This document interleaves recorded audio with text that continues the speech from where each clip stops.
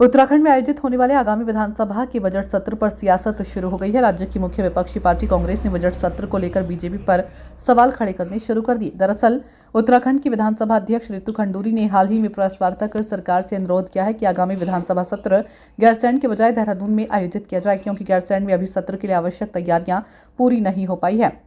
उस वक्त स्पीकर ने देहरादून विधानसभा में पेपरलेस सत्र आहूत कराने पर विशेष फोकस किया था। इस पर कांग्रेस प्रदेश अध्यक्ष करण माहरा ने बीजेपी पर निशाना साधते हुए कहा कि बीजेपी ने चुनाव से पहले माइलेज लेने के लिए गैरसैंण को ग्रीष्मकालीन राजधानी घोषित किया, लेकिन अब जब सत्ता में है तो वहां जरूरी काम पूरे नहीं करवा पा रहे हैं। साथ ही उन्होंने कहा कि अगर बीजेपी कह रही है कि गैरसैंण में सुविधाएं अधूरी है तो यह किसकी जिम्मेदारी है। साथ ही करण माहरा ने बीजेपी पर तंज कसते हुए कहा कि जब गर्मियों में सरकार गैरसैंण में सत्र नहीं करा रही तो ठंड में कराने का तो सवाल ही नहीं उठता। उन्होंने आरोप लगाया कि बीजेपी हर बार कोई न कोई बहाना बनाकर गैरसैंण में सत्र टालती रहती है, कभी चारधाम यात्रा का हवाला देती है तो कभी चुनाव की वजह बताती है। उन्होंने आगे कहा कि 2022 के चुनाव के दौरान बीजेपी ने तमाम वादे किए थे जो आज तक अधूरे हैं। अब जनता को समझ जाना चाहिए कि बीजेपी की कथनी और करनी में कितना अंतर है। उन्होंने बीजेपी पर केवल चुनावी फायदे के लिए राजनीति करने का आरोप लगाया। किसकी कमी है?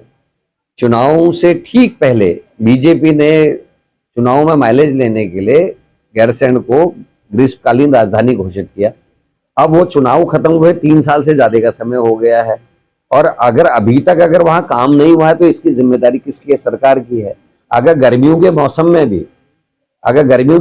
भी वहां सत्र नहीं चलेगा, अगर वहां बजट सत्र नहीं चल रहा है तो क्या ये झाड़ू में चलाएंगे? कभी ये यात्रा का बहाना करके, चारधाम यात्रा का बहाना करके सत्र नहीं चलाते, कभी ये पेपरलेस की बहाना करके नहीं चलाया। और पेपरलेस करना चाहिए था तो उसके लिए तो काम हो जाना चाहिए। 3 साल क्या कम है क्या? ये 2022 के चुनाव से पहले आपने ग्रीष्मकालीन राजधानी बना दिया और तब से एक सत्र भी आपने नहीं किया है। इसको लोगों को समझना चाहिए कि भारतीय जनता पार्टी कथनी और करनी में फर्क है और केवल वोट के अलावा पूरे देश में और कुछ नहीं करते। इनको वोट से मतलब है, चुनाव जीतने से मतलब है और बाकी ये कुछ नहीं।